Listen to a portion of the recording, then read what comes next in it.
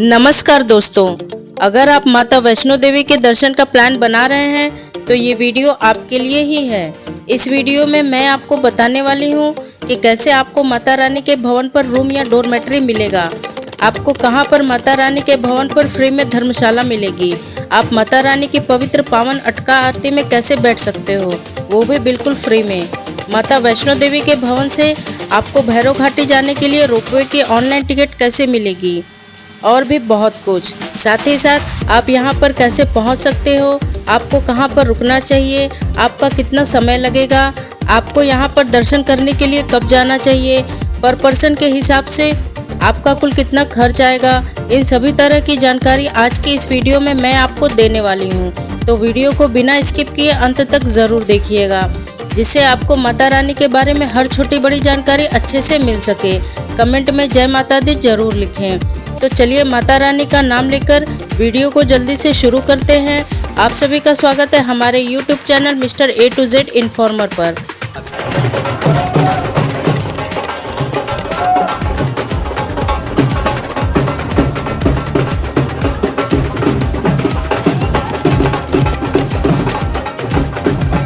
माता वैष्णो देवी जी के लिए आपकी ये शुभ यात्रा वैसे तो आपके घर से ही शुरू हो जाती है।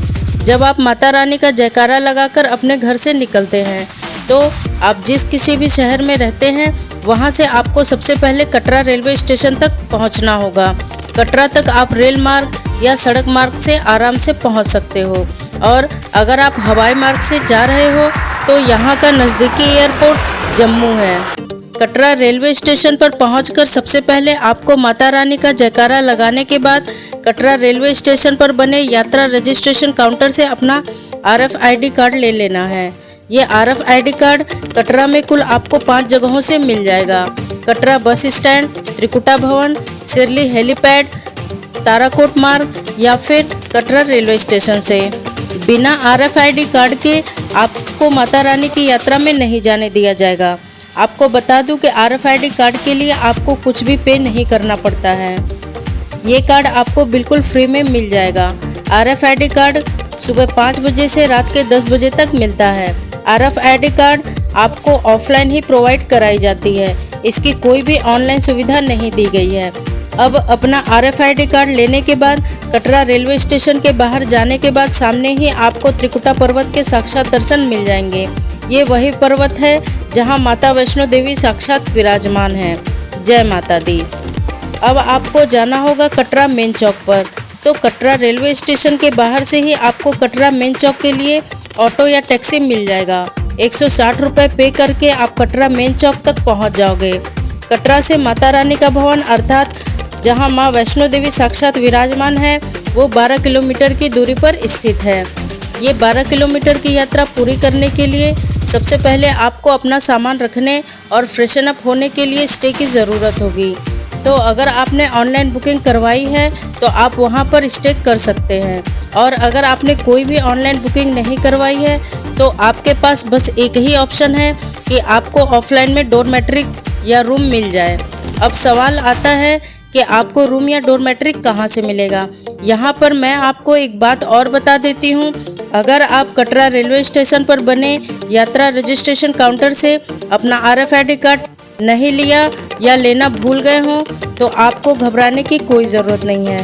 कटरा बस स्टैंड के अंदर भी श्राइन बोर्ड की तरफ से यात्रा रजिस्ट्रेशन काउंटर बनाया गया है, जहां से भी आप अपना RFID कार्ड ले सकते हैं। मैं एक बार आपको फिर से बता देती हूं कि RFID कार्ड ऑनलाइन बुक नहीं होता है।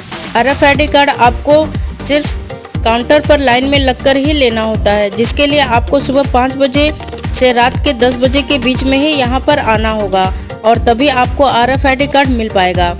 बिना RFID कार्ड के किसी भी यात्री को माता रानी जी की यात्रा पर नहीं जाने दिया जाएगा। अब अगर आपको माता रानी जी के भवन पर रूम या डोरमेट्री लेना है, उसके लिए आपको कटरा बस स्टैंड के अंदर निहारिका भवन में जाना होगा, जहां पर बने रिजर्वेशन एंड इंक्वायरी काउंटर पर आप लाइन में लगकर अपना रूम या डोरमेट्री बुक करा सकते हैं। यह रिजर्वेशन एंड इंक्वायरी काउंटर सुबह 6 बजे खोल दिया जाता है, लेकिन सुबह लोग 5 बजे से ही लाइन में लग जाते हैं, इसलिए आप जितना भी जल्दी हो सके यहाँ पर लाइन में लग जाएं, तभी आपको रूम या डोरमेट्री मिल पाएगा। यहाँ पर आपको 150 रुपये पर पर्सन के हिसाब से जमा करवाने के बाद माता रानी के भवन के पास डॉर्मेट्री बेड मिल जाएगा।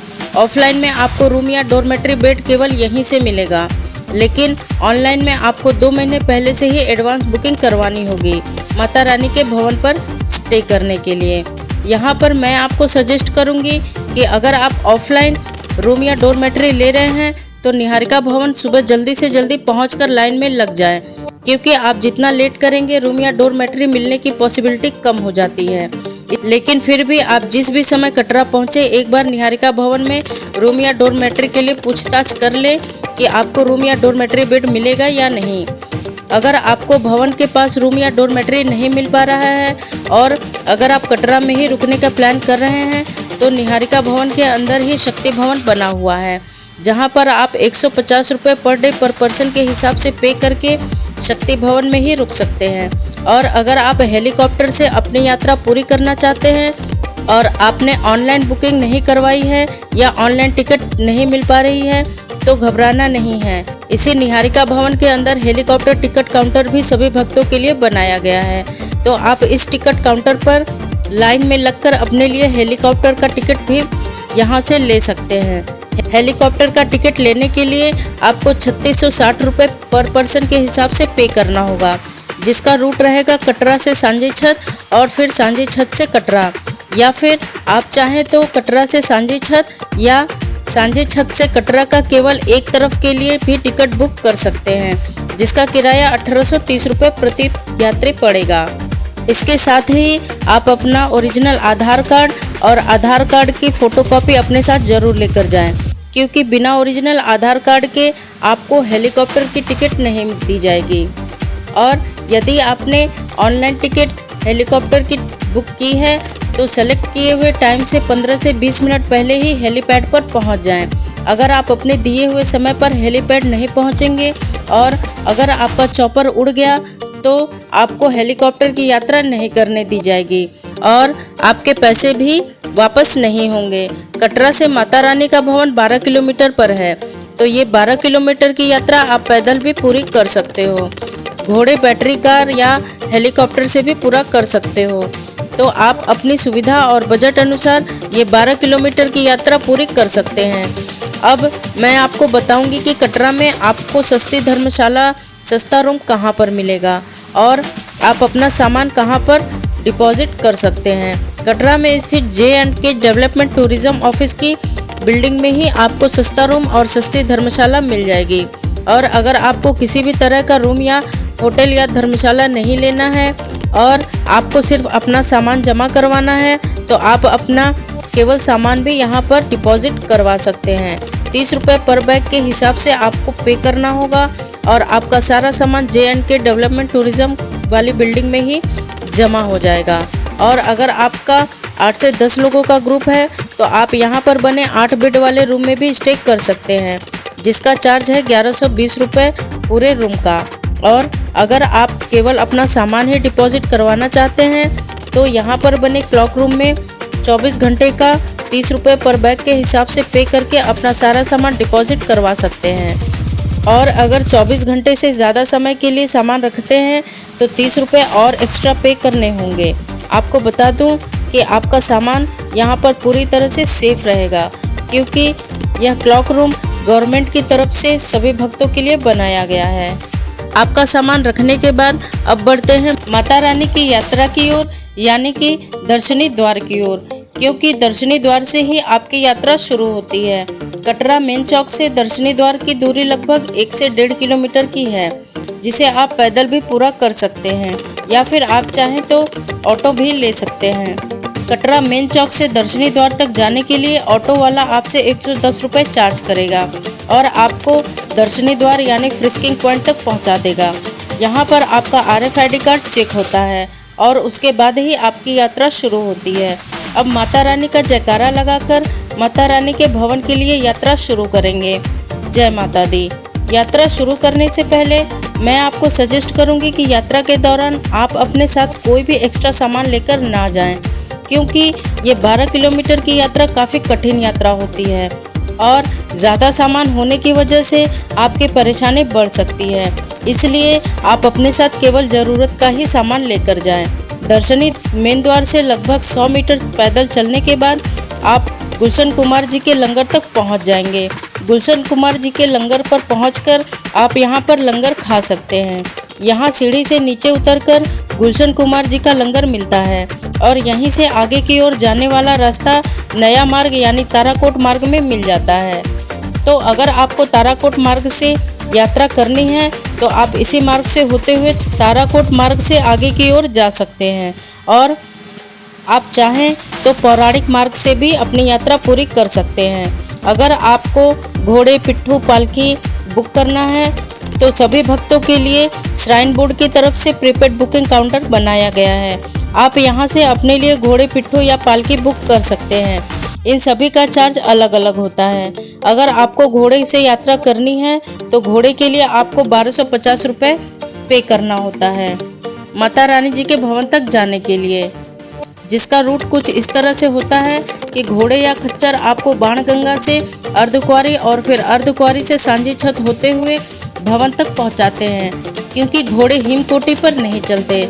लेकिन अगर आप पालकी या बग्गी की सुविधा लेते हैं तो आप अर्धकुंवारी तक पौराणिक मार्ग से और अर्धकुंवारी से हिमकोटी वाला रास्ता पकड़कर भवन तक पहुंच सकते हैं। आपको बता दूं कि पालकी के लिए आपको कुल 3200 रुपये का शुल्क देना होगा। अगर आप बाणगंगा मेन द्वार यानी कटरा से अर्धकुंवारी तक घोड़े पर जाते हैं तो उसके लिए आपको 650 रुपये देने होते हैं। और अगर आपके साथ छोटा बच्चा है तो यहाँ पर प्रैम की फैसिलिटी भी दी जाती है, जिसके लिए आपको 540 रुपये देने होते हैं और आप अपने बच्चे को प्रैम में बिठाकर माता रानी के भवन तक जा सकते हैं। माता रानी जी के भवन तक जाने के लिए आपको बता दूं कि ये यात्रा आप बैटरी कार से भी पूरी कर सकते हो, लेकिन बैटरी कार कटरा से नहीं चलती। तो बैटरी कार से यात्रा करने के लिए आपको बाणगंगा मेन द्वार से अर्धकुंवारी तक 6 किलोमीटर की यात्रा या तो पैदल करनी होगी या फिर घोड़े से करनी होगी, क्योंकि अर्धकुंवारी से ही माता रानी के भवन तक के लिए बैटरी कार चलती है। इसलिए आपको अर्धकुंवारी से पहले हिमकोटी वाले मार्ग पर बने बैटरी कार स्टैंड पर जाना होगा, जहां से आपको बैटरी कार की टिकट मिल जाएगी। बैटरी कार का किराया कितना होता है इसकी जानकारी आपको वीडियो में आगे मिल जाएगी। जय माता दी। माता रानी का जयकारा लगाते हुए आगे बढ़ते हुए श्री माता वैष्णो देवी जी की यात्रा का पहला पड़ाव माता श्री बाणगंगा, जहां पर पहुंचकर श्रद्धालु स्नान करते हैं, आस्था की डुबकी लगाकर माता रानी जी का आशीर्वाद प्राप्त करते हैं और अपनी यात्रा शुरू करते हैं। यहाँ की ऐसी मान्यता है कि जब माता वैष्णो देवी जी तपस्या करने के लिए जंगल में गई तो उनकी तपस्या में कोई विघ्न न आए, इसके लिए उन्होंने हनुमान जी से आग्रह किया कि उनकी तपस्या में आने वाले सभी विघ्न से उनकी रक्षा करें। जंगल में चलते चलते हनुमान जी को प्यास लगी तो उन्होंने माता वैष्णो देवी जी से विनती की कि इस घने जंगल में पानी के बिना कैसे रह पाएंगे।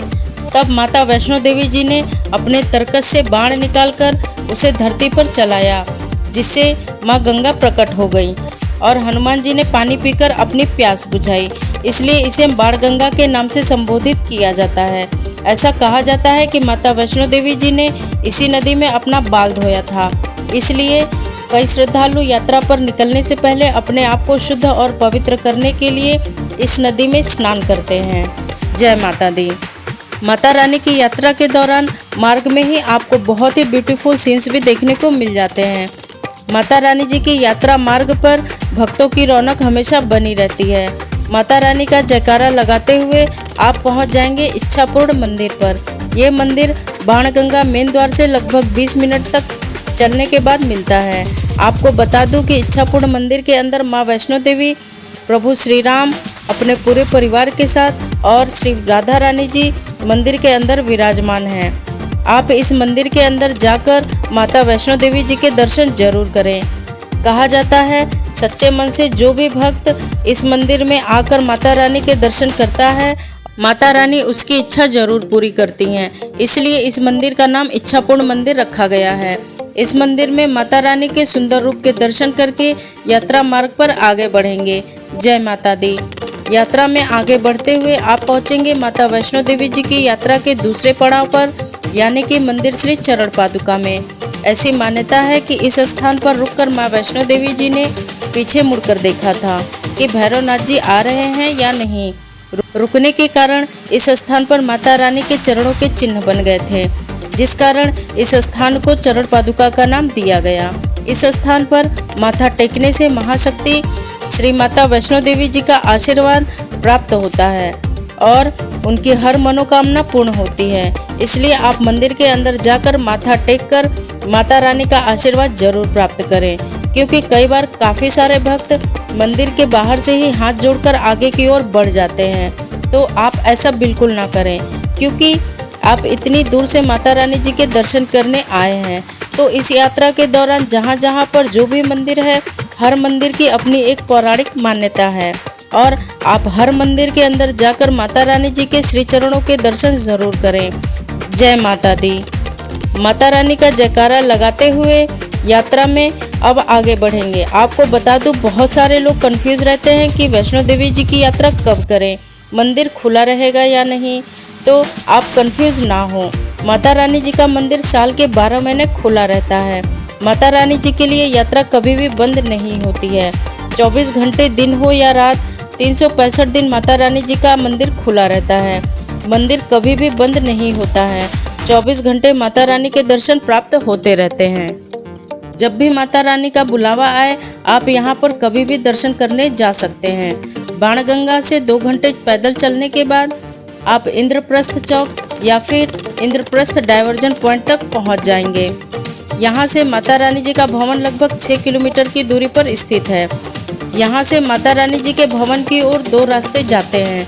आपको अगर अर्धकुंवारी जाना है तो आप अपनी लेफ्ट साइड से अर्धकुंवारी की ओर जा सकते हैं और अपना गर्भजून गुफा का टोकन ले सकते हैं।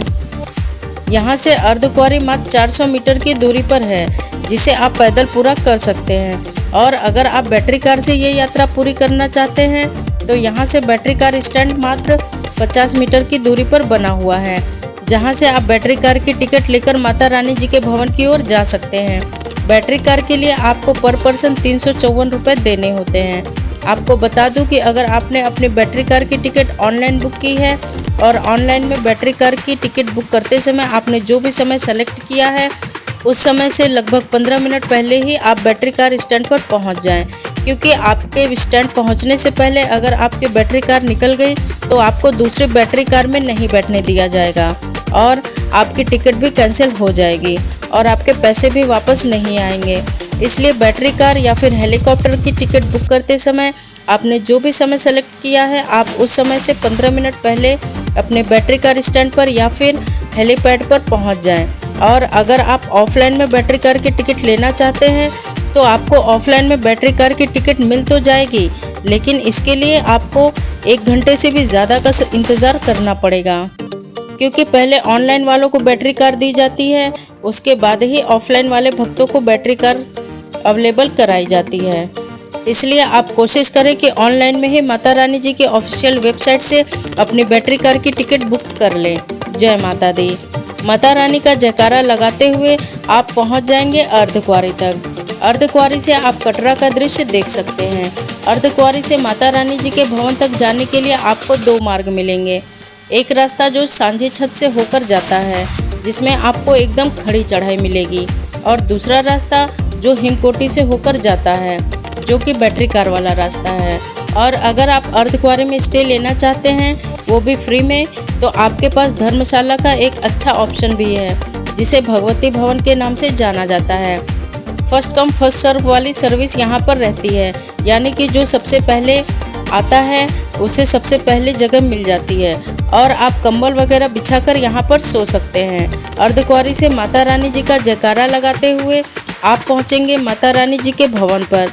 जैसे ही आप माता रानी जी के भवन पर पहुँचते हैं तो आपको सबसे पहले पार्वती भवन के अंदर आकर यहाँ से अपना लॉकर लेना होगा, क्योंकि बिना लॉकर के आपका सामान कहीं पर भी डिपॉजिट नहीं होगा। ये लॉकर आपको बिल्कुल फ्री में मिलेगा।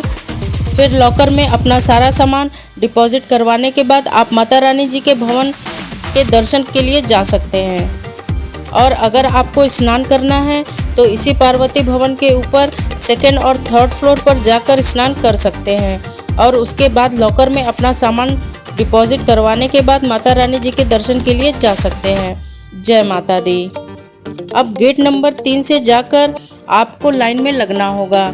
लाइन में लगने के बाद चेकिंग के दौरान अगर आपके पास कोई भी सामान मिलता है तो आपको लाइन से बाहर कर दिया जाएगा। इसलिए आप अपना सामान लॉकर में रखने के बाद ही लाइन में लगे और माता रानी जी के सुंदर दर्शन करके उनसे अपनी मनोकामनाएं मांगिए और उनका आशीर्वाद प्राप्त करिए। और अगर आपको माता रानी जी की अटका आरती में बैठना है, वो भी बिल्कुल फ्री में, तो भी आपको यहाँ पर इसी 3 नंबर गेट की लाइन में आकर खड़े होना होगा, क्योंकि आरती सुबह और शाम को 6:20 पर शुरू होती है और आपको 5 बजे चेकिंग पॉइंट पर जाकर खड़े हो जाना है। जिस भी समय आपको आरती में बैठना है, सुबह हो या शाम, आपको 5 बजे यहाँ पर आकर खड़े हो जाना है। 5:30 बजे इस लाइन को बंद कर दिया जाता है। लाइन बंद होने के बाद जो सबसे पहले 50 भक्त खड़े होंगे, सिर्फ उनको ही माता रानी जी की अटका आरती में बैठने का मौका दिया जाता है, वो भी बिल्कुल फ्री में। माता रानी जी के दर्शन करने के बाद आपको भैरव घाटी जाना होगा।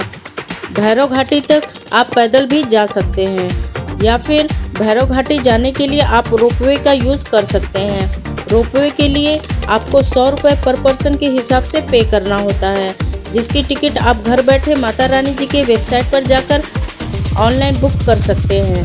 टिकट बुक करते समय आपने जो भी समय सेलेक्ट किया है उसके लिए आपको 2 घंटे दिए जाएंगे। मतलब अगर आपकी टिकट 9 बजे की है तो आप 11 बजे तक कभी भी रोपवे में एंट्री कर सकते हैं। उसके बाद भैरव घाटी में भैरव बाबा के दर्शन करने के बाद वापस रोपवे से भैरव घाटी से माता रानी जी के भवन पर आना होगा। साथ ही साथ अगर आप भैरव घाटी से दर्शन पूरा करके 2 घंटे के अंदर वापस नहीं आए तो रोपवे चला जाएगा और आपको माता रानी जी के भवन तक पैदल ही आना होगा। श्री माता वैष्णो देवी जी के भवन में आपको रुकने के लिए अगर रूम या डोरमेट्री लेना है तो उसके लिए मैंने आपको वीडियो के शुरुआत में ही बता दिया है।